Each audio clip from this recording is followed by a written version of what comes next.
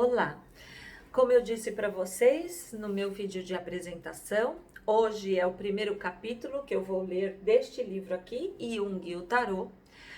Vou deixar a introdução com vocês. Esse meu livro eu comprei no sebo, olha, vocês vejam que ele está bem manuseado. Então, para quem quiser com preço mais em conta, compra no sebo, ou então, se você quiser procurar nas livrarias, por aí procurar um novo para ler. Então, eu vou deixar a introdução por sua conta. E a partir de hoje, eu vou começar, tem a introdução, tem o prefácio também, eu deixo tudo por sua conta, tá? Para podermos começar então com o capítulo 3, na verdade, que começa com o louco, o arcano do louco. E o nome do capítulo é O Louco no Tarô e em Nós. Muito interessante que também a Célia, aqui nesse livro, ela sempre coloca trazendo aquela figura arquetípica do tarô para dentro de nós, para o nosso mundo interno, para os nossos comportamentos e sempre fazendo uma analogia com os estudos de Jung, tá? Em relação ao tarô. O louco no tarô e em nós. Então, eu vou começar a ler, de vez em quando eu vou parar para poder fazer algum comentário que eu ache pertinente. Se o homem persistisse em sua loucura, tornar-se-ia sábio, diz William Blake. O louco é um andarilho enérgico, ubíquo e imortal. É o mais poderoso de todos os trunfos do tarô. Como não tem número fixo, está livre para viajar à vontade, perturbando, não raro, a ordem estabelecida com as suas travessuras. Como vimos, o seu vigor o impulsionou através dos séculos, onde ele sobrevive em nossas modernas cartas de jogar como Coringa. Então aqui ela faz um comparativo entre o louco do tarô e o Coringa nas cartas de baralho, onde a gente joga poker, buraco, tranca e por aí vai, né? Aqui ainda se diverte confundindo o estabelecimento. No pôquer fica louco, capturando o rei e toda a sua corte. Em outros jogos de cartas, surge quando menos se espera, criando deliberadamente o que decidimos denominar um erro de carteio. Às vezes, quando perdemos uma carta, perdimos ao coringa que a substitua, função que se adapta muito bem à sua coloração variegada e ao seu amor do arremedo. Na maior parte do tempo, entretanto, ele não serve a nenhum propósito manifesto. Talvez o conservemos no baralho como uma espécie de mascote, como as cortes de antanho conservavam o seu bobo. Na Grécia, acreditava-se que o fato de ter um bobo em casa afastava o mal-olhado. A figura do bobo da corte, né, afastava o mal-olhado, segundo os gregos. A retenção do coringa em nosso baralho servirá, porventura, a uma função similar, de vez que as cartas de jogar, segundo se afirma, são as figuras do diabo. O coringa liga dois mundos, o mundo contemporâneo de todos os dias, onde quase todos nós vivemos a maior parte do tempo, e a terra não verbal da imaginação, habitada pelos personagens do tarô, que visitamos de quando em quando. Como Puck, o bobo do rei Oberon, o nosso coringa move-se livremente entre esses dois mundos, e como Puck, às vezes, os confunde um pouco. A despeito dos seus modos enganadores, parece importante conservar o coringa no baralho moderno para que ele possa ligar os modernos jogos que a gente joga ao mundo arquetípico dos antepassados. Ele, sem dúvida, observa e relata o que fazemos a alguém lá em cima.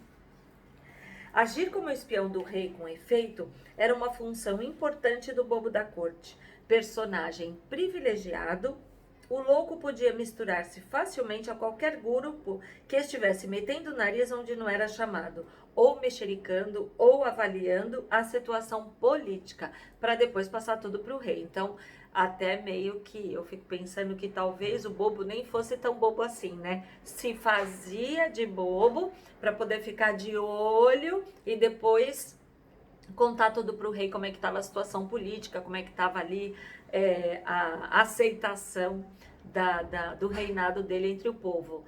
É interessante fazer uma observação aqui. Quem nunca, para quem trabalha em CLT, quem nunca passou por isso, né? De repente ter alguém ali na rodinha do cafezinho, ali no bate-papo do almoço, e que seja um suspeito de tudo que está ouvindo levar pro chefe, né? Interessante isso daí, né? A gente trazer.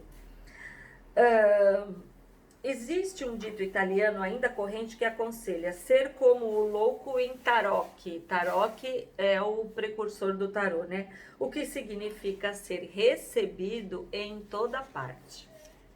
O bobo shakespeariano podia agir como o alter ego do rei e outras maneiras importantes também. Notadamente no Rei Lear, eu não sei se é Rei Lear ou Rei Lear, onde parece simbolizar uma sabedoria real não atingida pelo próprio rei até o fim da peça. De acordo com James Kish, o bobo de Lear, ou Lear, personifica a essência central da psique, a força condutora que Jung denominou o eu. Na série do tarô, como veremos, o louco representa às vezes um papel semelhante. É como seu equivalente shakespeariano. Esse coringa se agita por toda a extensão do palco, aparecendo súbita e inesperadamente, ora aqui, ora ali, e depois desaparecendo antes que possa agarrá-lo. Gosta de estar onde está a ação e quando não há nenhuma ação, ele cria essa ação. Então, se a gente for trazer também uma analogia novamente para as cartas do tarô, todo tarólogo sempre vai falar para o consulente a respeito do tarô, do louco, como sendo o princípio, como sendo a ação. Mas ele tem o louco, ele é denominado carta zero, mas ele também pode ser denominado em alguns baralhos, em algumas cartas de tarô, ele é denominado como o arcano 22. Então ele tanto pode ir para o fim como para o começo. Se ele está no fim, ele está fazendo o quê? Promovendo todas as cartas a recomeçarem uma nova jornada. Se ele está no começo, é a nova jornada. Interessante essa observação que ela faz aqui. Os retratos de bobos da corte apresentam-nos frequentemente acompanhados de cachorros. Como o cachorro do rei, acreditava-se que o louco pertencesse ao soberano, e ambos alcolitavam o seu senhor por toda parte. Como se pode imaginar, a relação entre os dois animais há de ter sido íntima, mais ainda que a relação entre o senhor e o animal, pois eles eram, de certa forma, irmãos. Em muitos baralhos do tarô, o louco aparece com um cachorrinho que tá dando umas mordidinhas nele, né? Ela fala aqui mordiscando, como se quisesse comunicar-lhe alguma coisa. No tarô de Marsella, só podemos fazer conjecturas sobre a natureza da mensagem do cão. Na versão de Waite, no meu trabalho, eu utilizo somente o tarô de Waite, tá? Na versão de Waite, o animal parece estar avisando o companheiro de um perigo iminente. De qualquer maneira, o louco se acha em tão estreito contato com seu lado instintual que não precisa olhar para onde vai no sentido literal. Sua natureza animal guia os seus passos.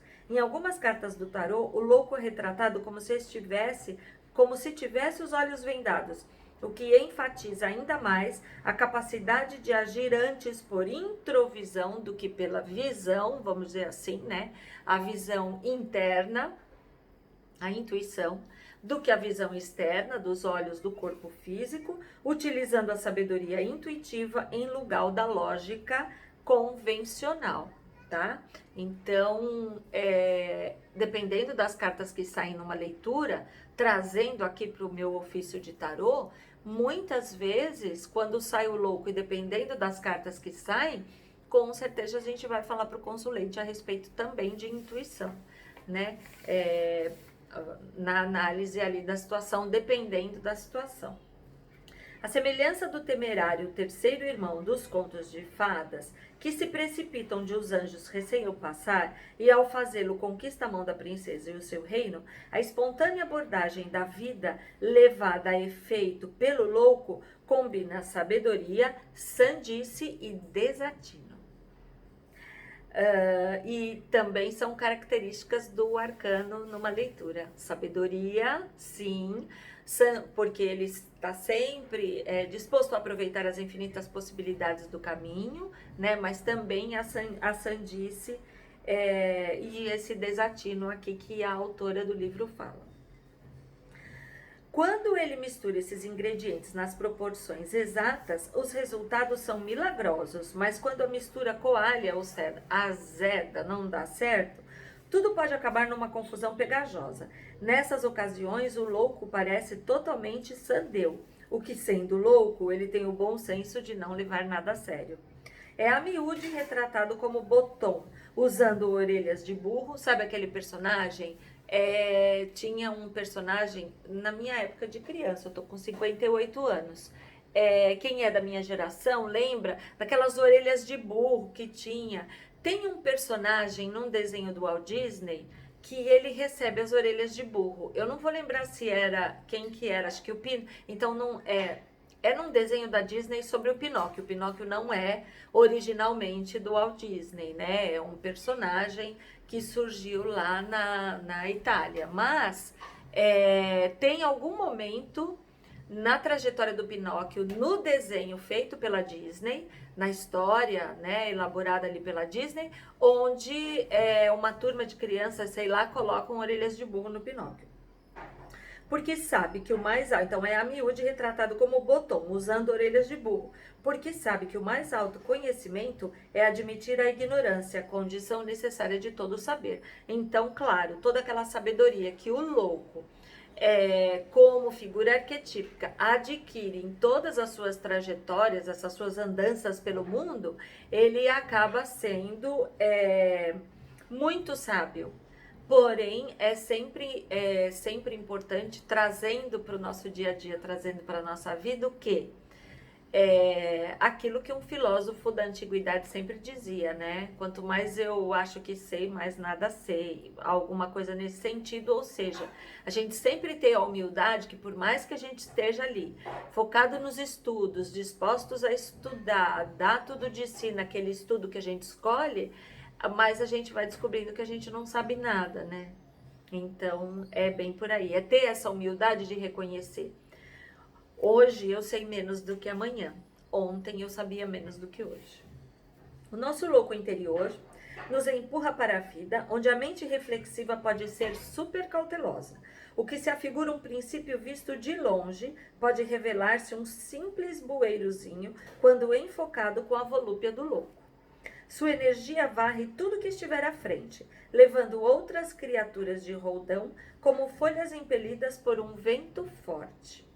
Sem a energia do louco, todos seríamos meras cartas de jogar. Em seu livro The Greater Trumps, Charles Williams explora uma ideia semelhante.